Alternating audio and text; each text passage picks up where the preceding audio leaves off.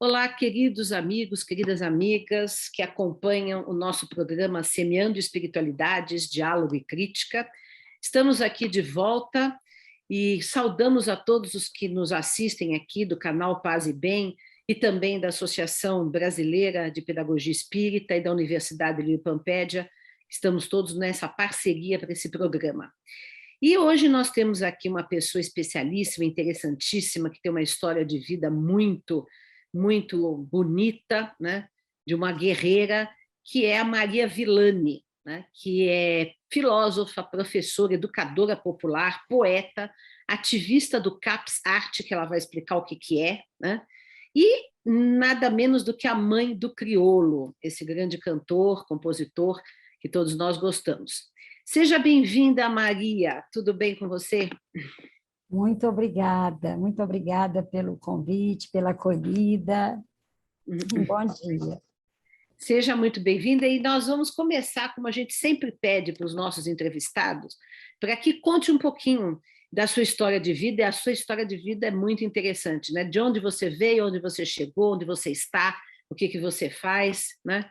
E é muito confortador a gente ver as pessoas conseguirem quebrar determinados parâmetros ou preconceitos, ou enfim, né?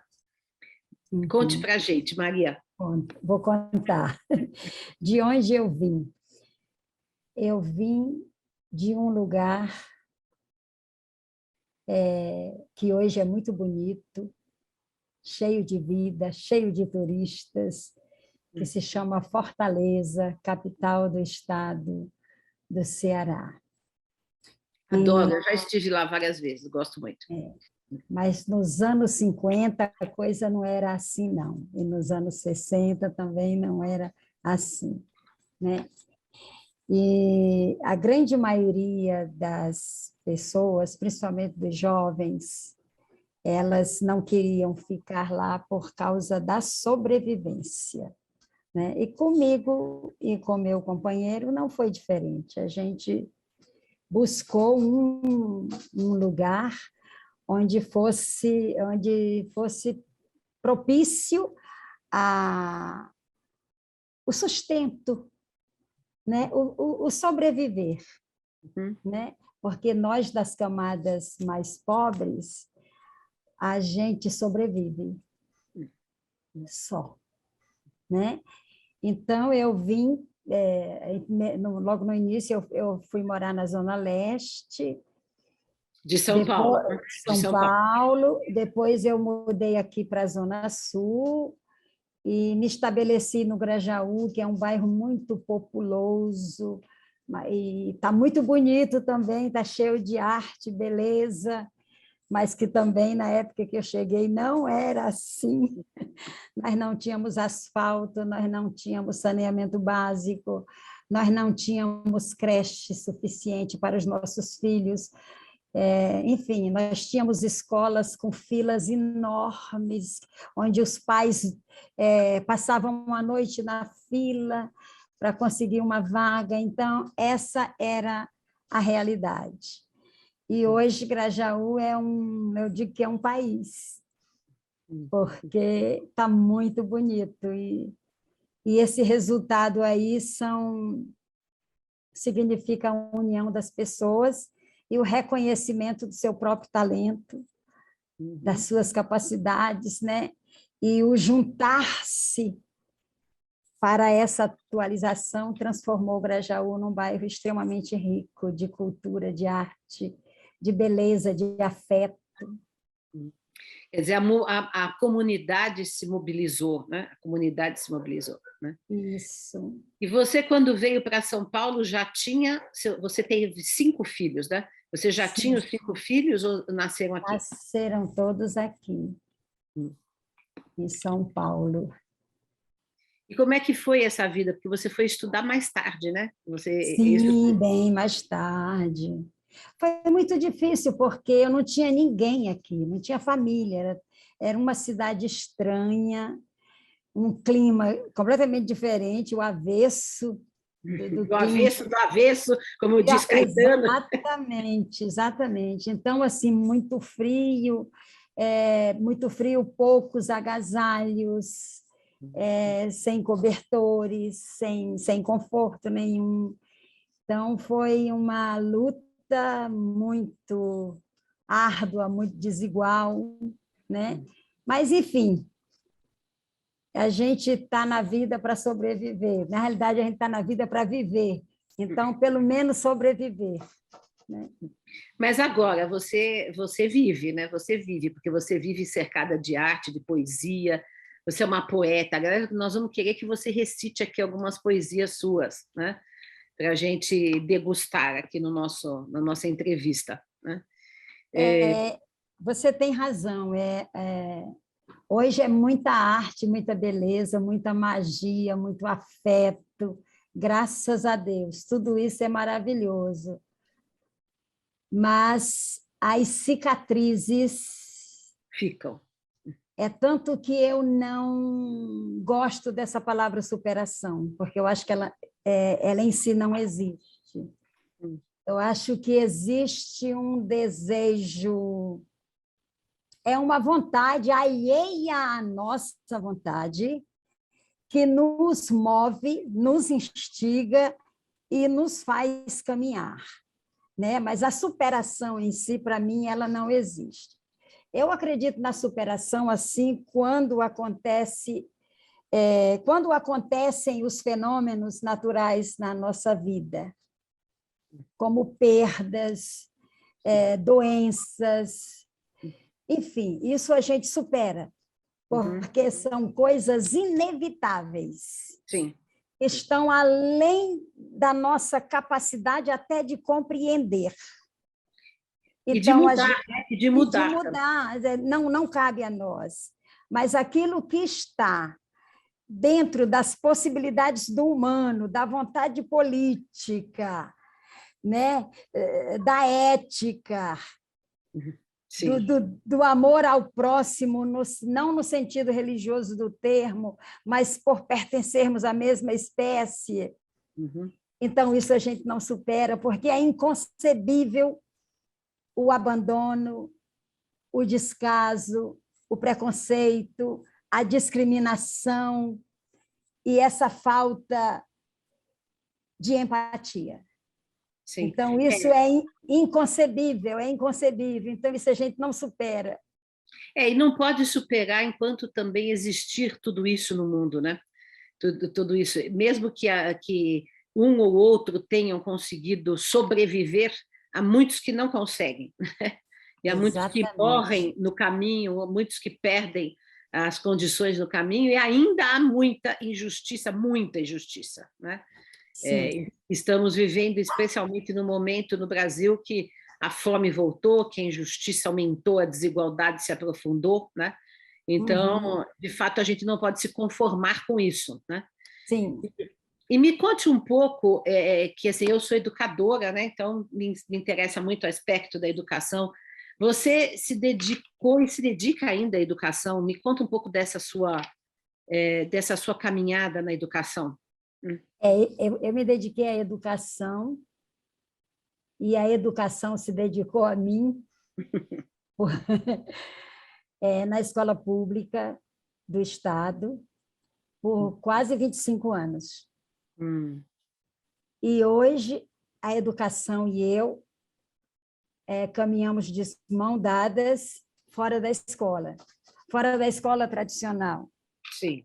Mas nessa escola dos movimentos culturais, dos coletivos, né? E é uma coisa muito diferente, embora o conhecimento seja o mesmo, a construção de conhecimento seja a mesma, mas existe nesses coletivos uma empatia, um desejo do encontro com o outro e um desejo que o outro esteja bem, que é isso que acontece nos coletivos de arte, de cultura, nas periferias. Então, termina que a gente aprende de uma forma descontraída, a gente aprende muito, muito, muito um com o outro, porque há uma troca, não está alguém só dizendo que a gente tem que aprender, a gente descobre ou a gente passa a gostar do que o outro faz e a gente aprende. É lindo demais. Eu fico até emocionada. A educação, bom, eu sou educadora, mas sou anarquista, né? E a instituição ela é muito limitante, né? Todas as instituições são limitantes, né? Então, os coletivos horizontais são muito ricos pela troca, né? Nós temos um projeto de uma universidade livre, Universidade Livre Pampédia, e dentro dessa ideia de horizontalidade, de não institucionalidade, enfim. Então, compreendo bem o que você está falando e gosto muito da ideia, né? E a poesia, onde aparece aí? Você não vai recitar uma para a gente, já de cara? Olha, a poesia apareceu na minha vida pela primeira vez em retalhos de jornal. Hum, hum.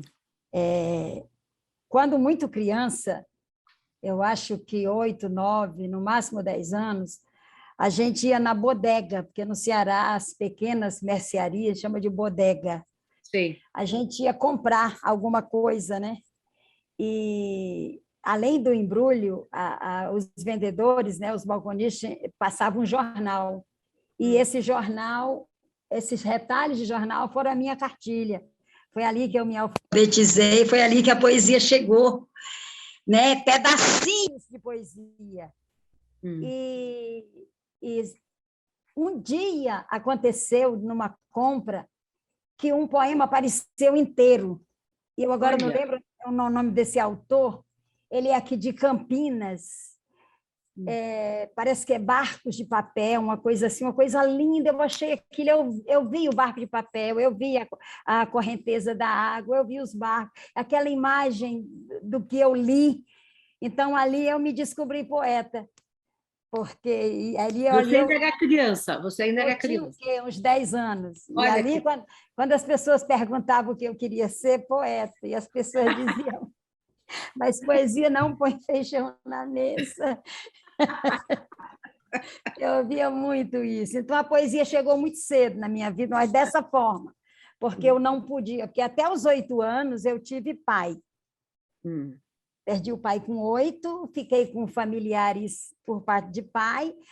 Os meus pais eram separados, eu não sabia da minha mãe, eu fui reencontrar minha mãe, eu tinha 14 anos, né? Então foi tudo, eu não tive acesso à escola primário, o ginásio, não. E é uma longa história. Mas eu estou aqui com um livro, olha, meu, que foi publicado em 2012 pela editora da Gente. Olha que lindo, Varal. Eu vou abrir aqui aleatoriamente. Tá bom. Agenda. Eu vou ler Agenda, que é um poema que meu filho gosta muito. Agenda. Aqui põe o teu nome, teu telefone, teu endereço. No meu coração guardo a tua alma, nos meus olhos a tua imagem. Sou tão tua quanto minha. Nunca fui suficientemente minha porque nunca fui totalmente tua. A princípio, nunca fui de ninguém, por ciúme de mim mesma. Hoje sou tua, mas sinto ciúme de mim e de ti. Caminho em busca do entendimento, mas como posso encontrar? Creio que sei mais de ti do que de mim. Procuro ver em teus olhos a minha imagem. Sentir em teus lábios o meu sabor. Nada encontro, nada tenho. Perdi-me no tempo e no espaço. Estou cansada de me procurar e não me encontrar. Carrego comigo uma dor imensa, imensa dor que me acompanha. A dor de não entender porque sou um autômato, guiado não sei por quem, não sei por quê. Quero liberdade. Quando a tenho, não sei o que dela fazer. Quando a perco, entristeço-me, pego minha agenda e vejo teu nome, teu telefone, teu endereço. Olha que bonito, muito bonito. Lindíssimo, lindíssimo. Você falou aí em dor e você recentemente passou por uma dor muito grande, né? Você perdeu uma filha, Sim. Né? Pelo Covid, né? Sim. Você acha, me conta, você falou agora há pouco dessa questão do que a gente não pode evitar, do que a gente pode evitar. Essa questão do Covid nos deixa na dúvida, né? Porque, de certa forma, muita gente morreu, muita gente perdeu a vida, e que não poderia ser evitado, porque no mundo inteiro houve isso, mas aqui nós tivemos um retardamento, né, das vacinas, de toda a política, né? Então, Sim. como você sente isso? Como foi para você essa perda, né? Que sempre é uma Olha, dor imensa, né? Perder um eu, filho. eu perdi 3 pessoas em 45 dias. Nossa. Eu perdi meu sobrinho dia 28 de abril, isso 2021. 11 de maio, eu perdi meu irmão, e 5 de junho eu perdi minha filha. Ah, meu Deus. Todos com Covid.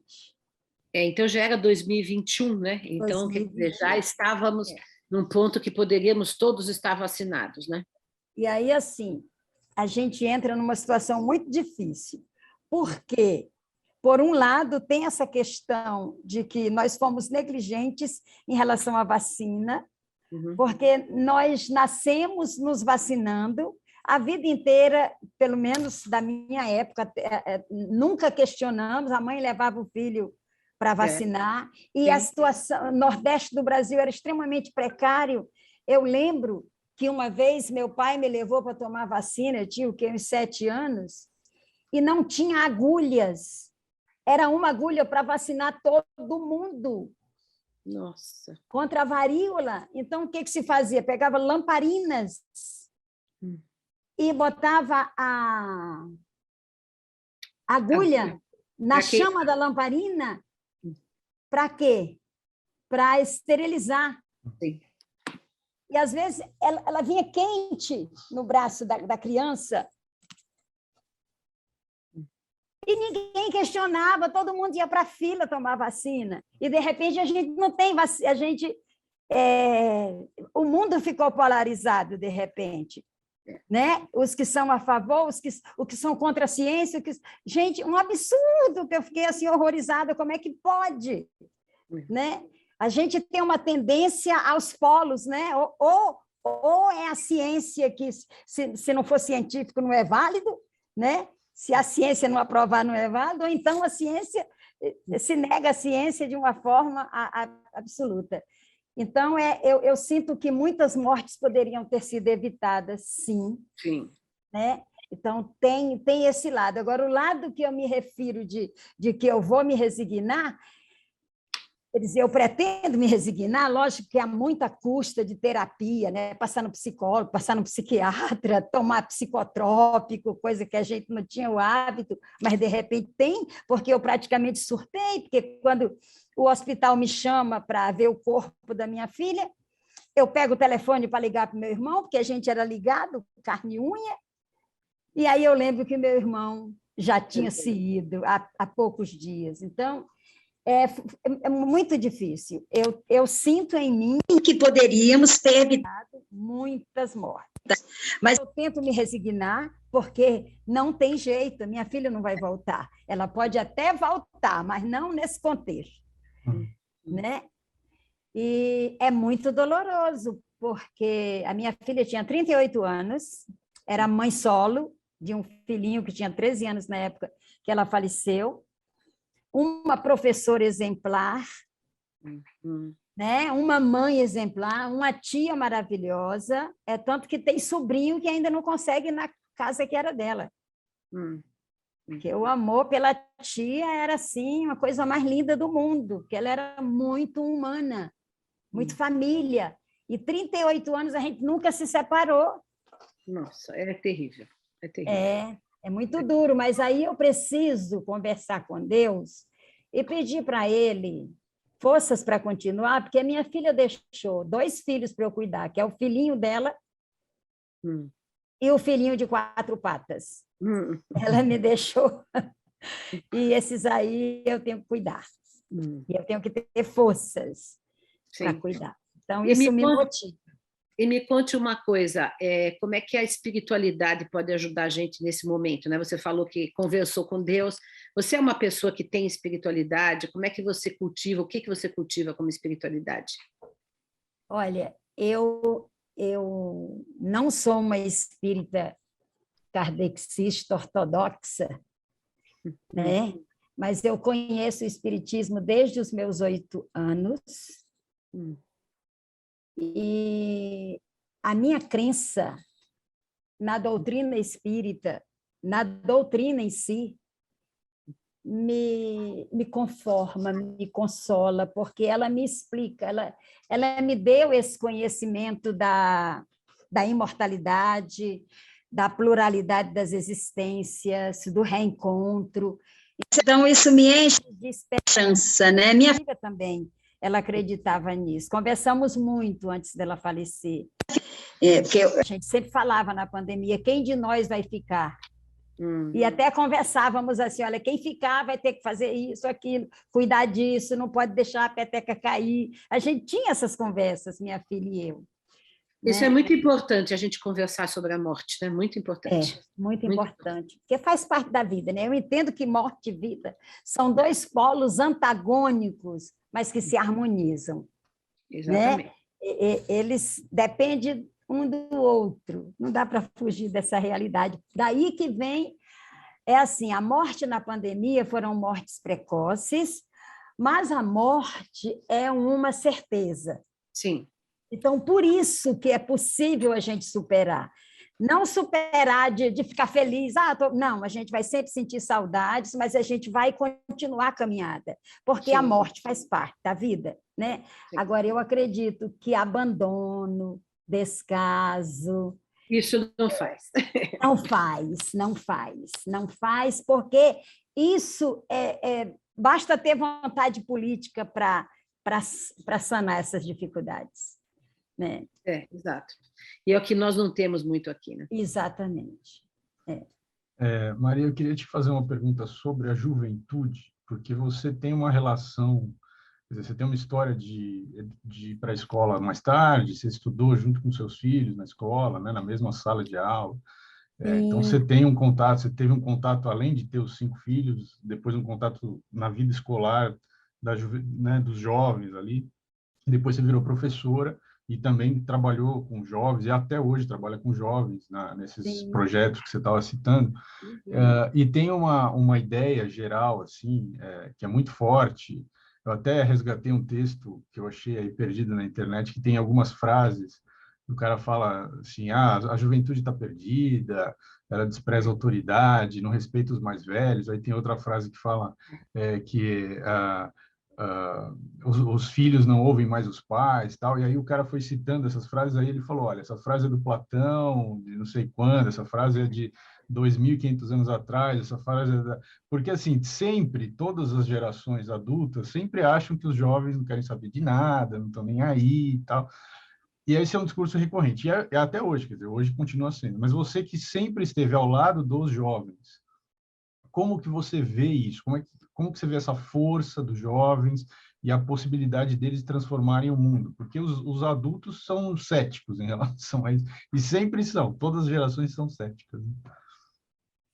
Maurício, eu não sei se é porque eu queimei etapas na minha vida e eu adolesci quando meus filhos se tornaram adolescentes, eu adolesci junto com eles, eu não tive isso, esse convívio social com outros adolescentes na minha época, não tive. Não tive escola, não tive contato, não tive. Sim. Eu era a menina que cuidava das crianças da família, criança cuidando de crianças. Sim. Então, foi algo assim muito mágico na minha vida, né? De repente, eu me vi no primeiro A, numa escola, eu com quase 40 anos, a turminha de 14, 15, 16 anos, e eu ali, eu me senti uma dessas crianças, né? Eu me senti ali uma daquelas crianças. E eu pude adolescer. Então, isso foi...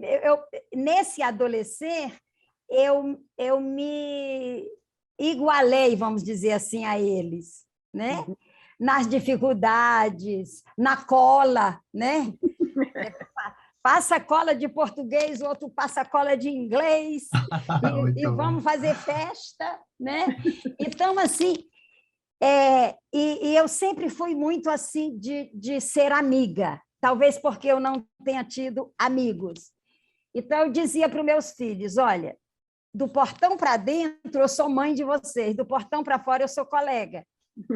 É tanto que quando um professor veio falar para mim, no dia de aula, que o meu filho estava com o pé em cima da cadeira, eu falei, mas que filho, professor? Aí ele falou, falei, não, o senhor está enganado, eu não tenho filhos aqui, eu tenho colegas. Né? No dia da reunião de pais, a gente conversa, porque eu não ia estragar essa amizade linda que a gente tinha, corrigindo meu filho na sala de aula. Claro, né? claro. Se eu era colega, e mesmo que eu não fosse mãe ali chegando, eu não poderia fazer isso. Né? Então, eu acho que assim a gente precisa estabelecer lugares nas nossas relações, os nossos filhos, os nossos netos, os nossos sobrinhos, os nossos alunos, os nossos amigos, né? Porque eu tenho amigos de todas as idades. Sábado eu fui participar de um evento e eu ia sozinha. Aí um amigo ligou para mim, ele tem o quê? 20 e poucos anos. Ah, professora, quer que eu vá com a senhora? Eu falei, pois venha para minha casa e vamos juntos. Eu não vou só. Né? Então, eu estou sempre acompanhada de um jovem que não é para cuidar da velhinha, mas é para usufruir a companhia da velhinha. Certa vez, um jovem escritor falou para a mãe que ia na casa de uma colega. Quando ele chega, a gente começa a conversar sobre o livro dele, o trabalho dele, aí a mãe liga pedindo para falar com a mãe da colega dele. E ele falou, e professora, o que eu faço? Eu falei, deixa que eu... É que a colega dele é a avó da casa. Muito bom. Eu acho assim, a gente já foi criança, a gente já foi adolescente, a gente já foi jovem, a gente sabe como é difícil viver, né? E a gente não sabe em quem confiar, porque a gente é muito censurado. Né? Geralmente, os ouvidos não se abrem para ouvir os jovens, os adolescentes, as crianças, mas a boca se aproxima, se abre para censurar, para criticar, sabe? Então,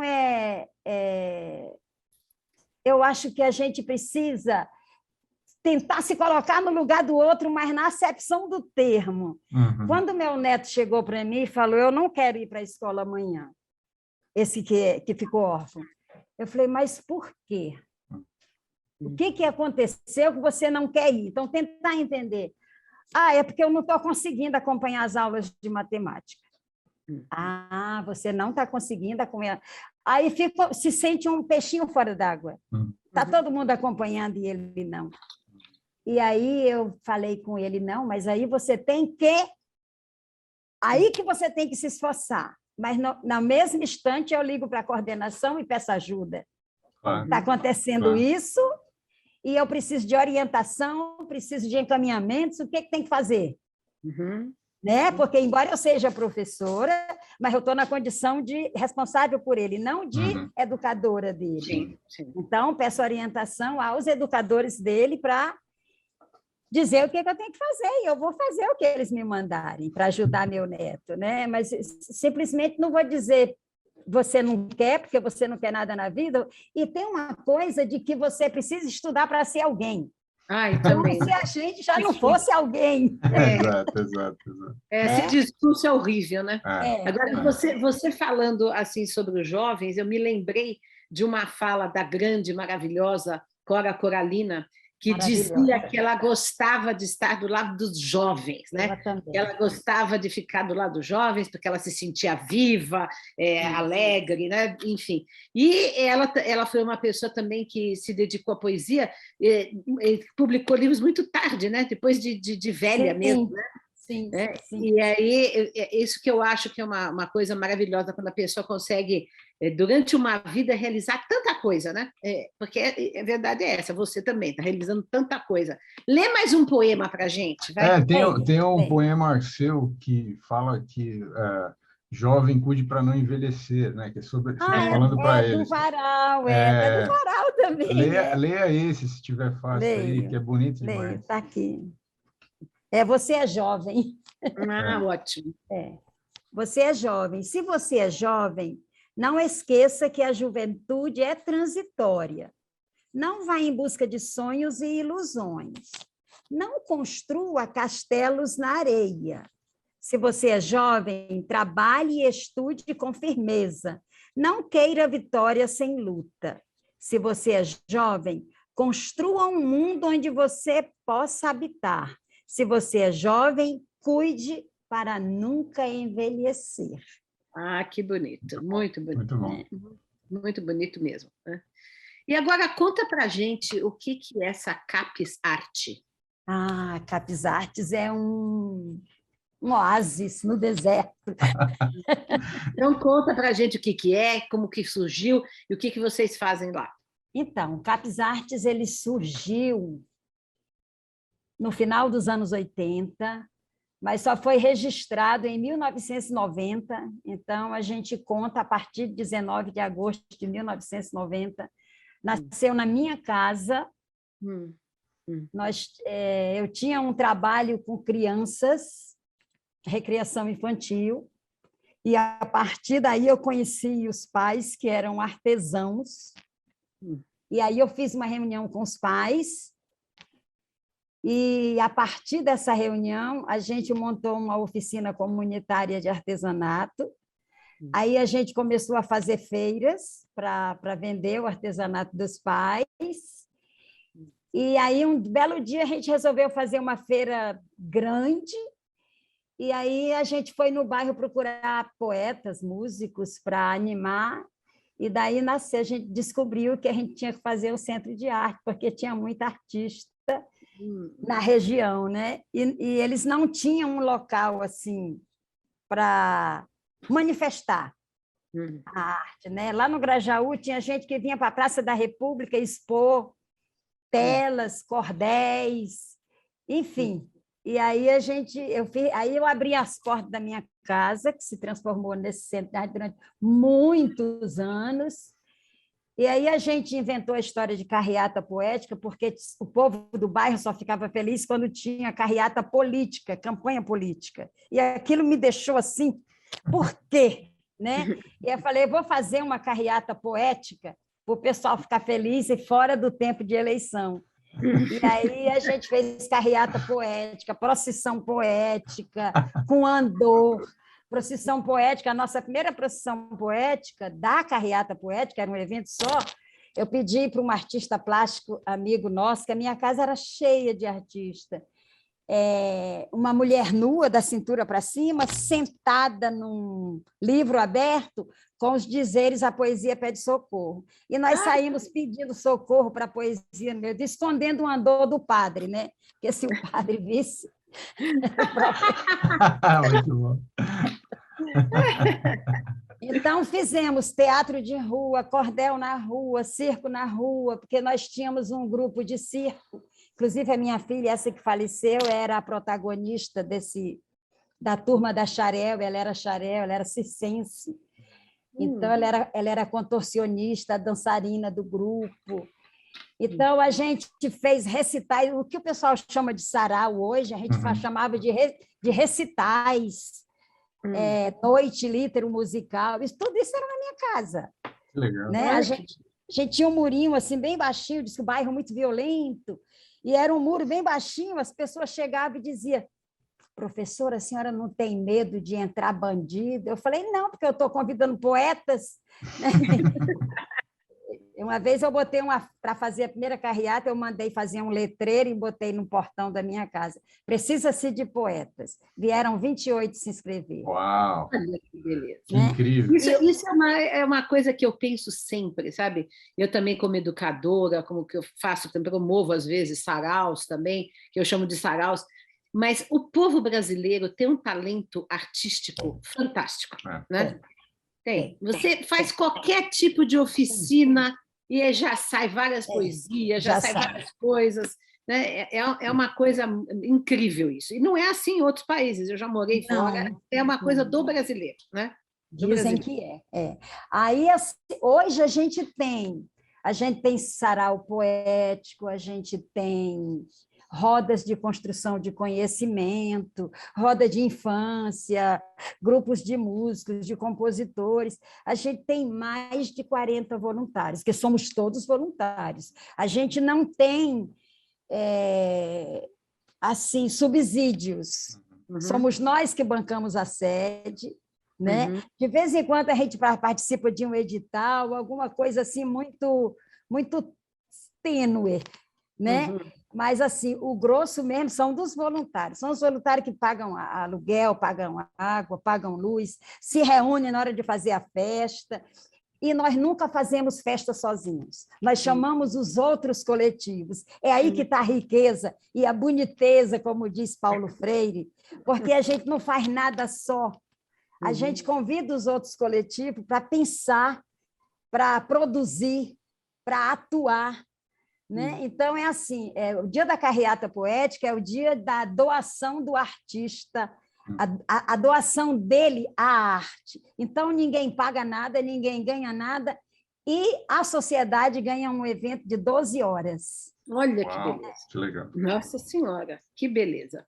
Agora, deixa eu te falar, eu vou, então, em sua homenagem aqui, ler também uma poesia minha, que está nesse meu livro aqui, Luas Vermelhas, que é justamente sobre a poesia, né? Como a poesia nos salva. Tá? A salvação da poesia. Depois de uma guerra, sobra a poesia? E enquanto se atura uma pandemia, sobrevive a poesia? Mas em tempos de paz suposta, de normalidade torta, onde se esconde a poesia? Na noite fria, com o irmão da rua? Como se canta a lua com a chacina na favela?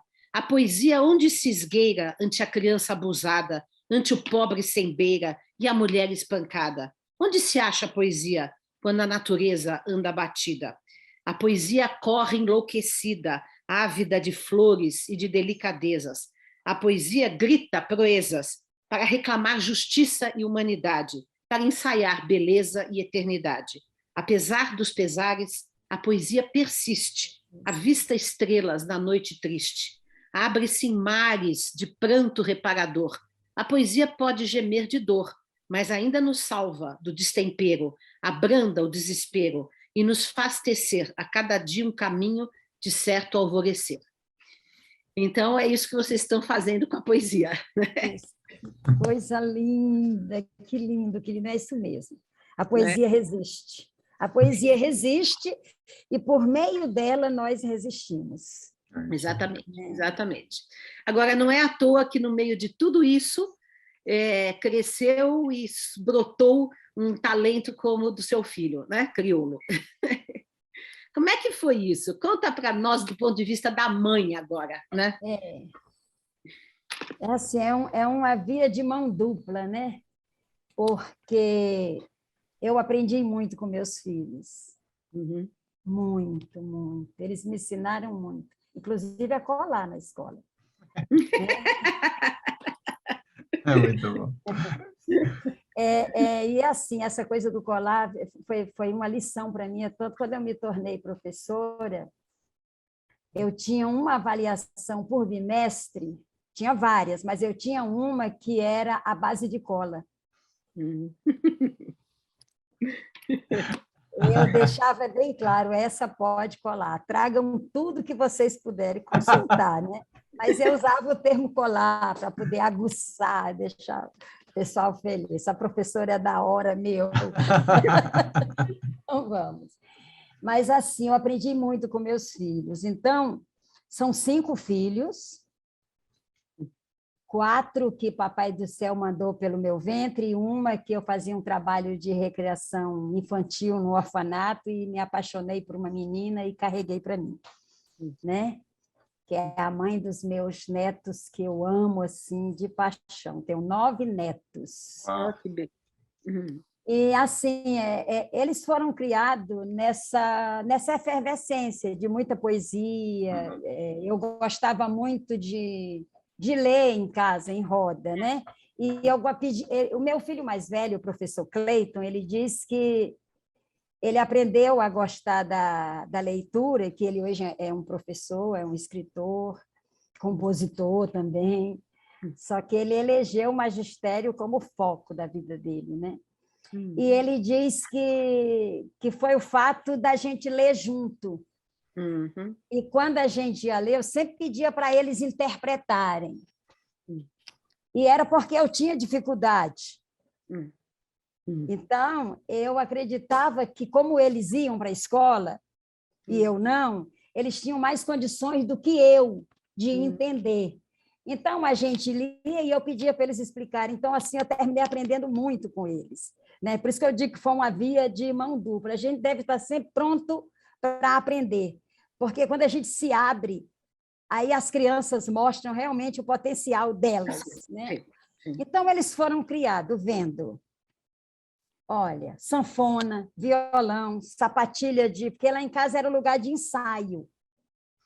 E em dias de evento, que tinha que botar figurino, as meninas ficavam na minha cozinha e os meninos ficavam na casa dos fundos, se arrumando, para poder sair para a rua, para fazer evento.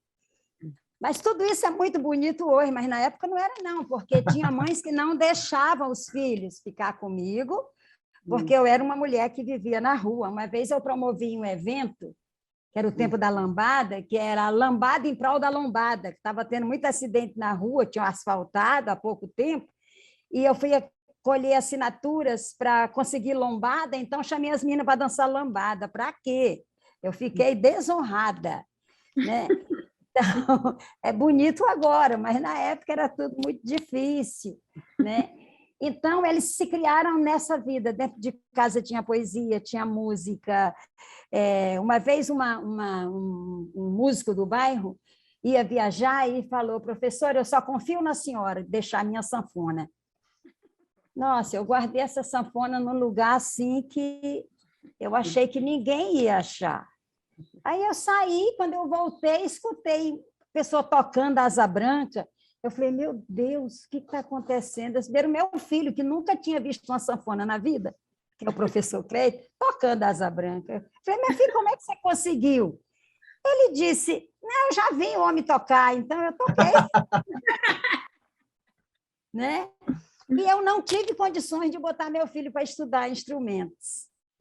Porque aí era a hora de aproveitar, mas era tudo pago. Não tinha nada na periferia, nenhum projeto como tem hoje, o projeto Guri, no SESC, etc. Não tem mais, não tinha nada.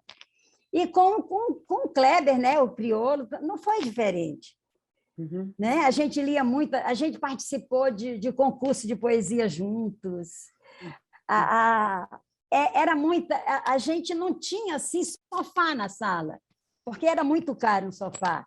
Mas a gente tinha livros, porque a gente fazia campanha de arrecadação de livros e a gente montou uma biblioteca, porque como eu fui para o primeiro B, e no final de semana eu me sentia no dever de chamar os outros colegas, ia quase a sala toda para a minha casa no final de semana, para fazer as lições. Gente, mas não é porque eu era boazinha, não é porque eu não sabia de nada. E eu levava eles por puro interesse, que eles iam me ensinar. Então, assim, foi uma coisa de mão dupla. Eles me ensinaram e eu ensinei a eles. Eu ensinei a eles o quê? Eu ensinei uma coisa chamada desejo da busca do conhecimento. Que é o mais importante. E eles me ensinaram a me relacionar com esse conhecimento, né? Então, quando eu me tornei professora, eu estava desarnada por causa dos meus colegas de sala, dos professores também, mas muito mais pelos colegas que iam no final de semana me ensinar lições. Que coisa. Olha que bonito. Que bonito. Porque eu era completamente defasada, Dora, completamente. Eu não fiz primário, eu fiz o ginásio, mas eu fiz aquele madureza ginasial, que estudava sozinha, ia lá eliminar as matérias. Eu era completamente defasada. Aliás, eu costumo dizer que eu ainda sou, que é isso que eu não consigo superar. Mas você fala tão bem, escreve coisa tão bem, imagine. Agora, você fez faculdade depois de filosofia, é isso? A minha primeira formação foi filosofia, depois eu fiz pedagogia, aí eu fiz um lato sensu de língua, literatura e semiótica, depois eu fiz filosofia clínica, E, Sim. por último, eu fiz psicopedagogia. Olha só, e você fala que está defasada, tenha dó. Tenha dó. Tenha dó. Olha só. E você então falou que o seu filho Cleiton se tornou professor, mas também é músico, Sim. compositor, tem o Crioula, tem essa outra sua filha Sim. que faleceu, que também era professora. Todos se dedicaram, então, de alguma forma, à educação? Sim, a minha filha ela era professora de inglês dos pequenininhos. Uhum. E ela era pintora, ela fazia telas. Olha só. Eu mostro aqui uma tela dela. Olha aí, estou vendo. Essa do barquinho. Ai, que linda. Que lindo, que lindo. Então, quer dizer, veja só, né? A influência na educação é essencial, Sim. né? Sim. A vivência na educação é essencial. Sim. Né? Sim. Ontem mesmo eu estava vendo uma entrevista que eu coloquei até num curso que eu estou dando à noite, eu coloquei um trecho de uma entrevista do Rubem Alves, né? E ele estava falando sobre isso, a questão da leitura, né? Que a mãe dele lia para ele antes de dormir. A minha também lia para mim antes de dormir, quando eu era pequena, antes de eu saber ler, né? E isso como influencia a gente, né? Como influencia, como a gente se apaixona pela leitura. Ele estava falando, não é porque o professor mandou ler, é porque a gente teve essa vivência, né? Do livro, da poesia, né? E é isso que você proporcionou, não só aos seus filhos, como a tantas outras crianças, né? Olha, Maria, está lindíssima a nossa entrevista, estamos chegando já no final. Queria que você falasse um pouco assim, porque nós vivemos num tempo de muita desesperança, né, na verdade. Há muita gente adoecida psiquicamente, há muita gente que se suicida, o suicídio está muito em alta, né? Infelizmente, inclusive entre jovens, né? E você é uma pessoa... Quantos anos você tem agora, Maria? Posso te perguntar? 71. Olha só, uma pessoa de 71 anos de idade, cheia de vida, cheia de energia, cheia de ideais e sonhos ainda, né? Então, eu gostaria que você desse uma mensagem para as pessoas, falasse o que você acha, como é que a gente pode manter essa chama acesa, né? Eu acredito que eu sempre encontro com os amigos e falo, gente, não esqueçam que nós somos sobreviventes. Uhum. E o que cabe ao sobrevivente? Continuar sobrevivendo. Reconstruir o que foi destruído. Uhum. Né? Lógico que a gente não vai conseguir trazer de volta os nossos entes queridos, os nossos amigos, né? Nós não vamos conseguir.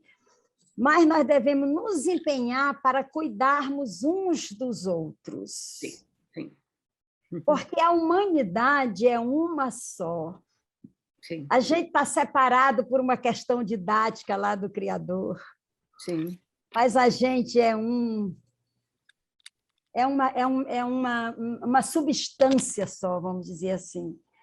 O que a gente precisa é, primeiro, acreditar em nós, termos fé em nós, porque nós somos dotados de tudo que a gente precisa para vencer.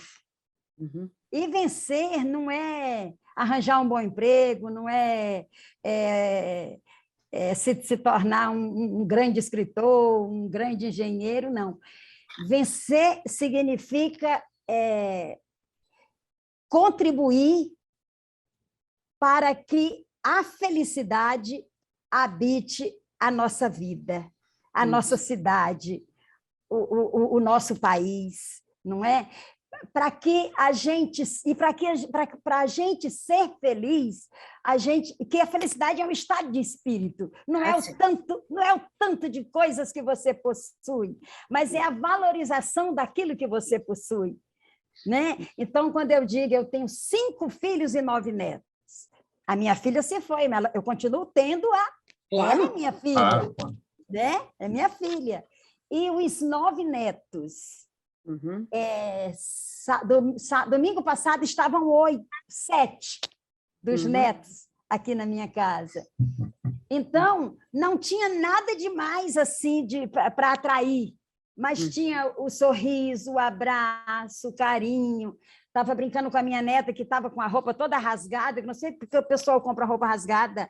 Eu também não entendo muito Calça, bem. camisa, eu brinquei, ela tem 13 anos, e eu brinquei, minha filha, você foi para a guerra e não avisou para a avó, você é sobrevivente. Então, aquela coisa sabe, e assim, quando eu era criança, no máximo que eu ia ouvir era uma porção de coisas que iam depreciar a minha imagem na frente dos outros. Então, a gente tem que ter, assim, para a gente continuar sobrevivendo, que é o que a gente precisa ter muito cuidado com a gente, cuidar muito do nosso santuário, que é esse corpo, para que nós, enquanto espíritos, tenhamos a sensação de liberdade. Nós temos que estar bem, cuidar das nossas dores físicas e emocionais, mas na mesma proporção cuidar do outro. Sim, exatamente. Com o mesmo cuidado, com o mesmo carinho, com o mesmo amor, nas mais variadas dimensões que compõem o ser humano. Porque não adianta eu dar arroz com feijão para o meu filho e dizer não está faltando nada, está alimentado, né? Porque ele precisa de muito mais. Ele precisa do arroz com feijão, ele precisa do passeio, ele precisa do aconchego, ele precisa da compreensão, e ele precisa, acima de tudo, confiança, porque a criança e o adolescente precisa confiar no adulto e não ter medo do adulto. E precisa da poesia também, né? Precisa da poesia também. Ai, a poesia é tudo na minha vida. Deixa eu mostrar rapidinho para vocês então, aqui. Eu ia falar para você encerrar o nosso programa com mais uma poesia, e a gente encerra. Então, deixa eu mostrar duas coletâneas, que foi Olha! um ateliê de escritos aqui, é resultado de trabalho com pessoas de todas as idades. Olha que lindo! De todas as profissões. Olha que bonito! De todos os credos. Eu vou pegar aqui o penúltimo, que foi publicado em 2019, que é Abscesso, e vamos ver o que sai aqui, né? Eu gosto muito de... Espera só um pouquinho, acho que aqui aqui está fácil de escolher. Espera aí, acho que eu vou na página 44, que é a vocação de ser. E aí, então, você encerra com a poesia, tá bom? Tá bom. 44, vocação de ser. Na inexperiência existencial, a vida é espraiada na órbita do orbe e atirada em profundos abismos. E os alçapões do desejo a capturar um roteiro na vocação de ser. E o sujeito, apesar da sua inépcia, renuncia à demissão dos seus sentimentos. Olha que bonito, muito bom. Obrigada. Maria Villani, muito obrigada pela sua maravilhosa participação, foi uma lição de vida, foi linda a entrevista, e nós nos despedimos aqui de todos os nossos espectadores, os que estão nos acompanhando aqui, lembrando que daqui 15 dias nós voltamos. Um grande abraço para todos e para você, Maria. Obrigada, Maurício. Muito obrigada. Que Deus nos abençoe. Muito obrigada.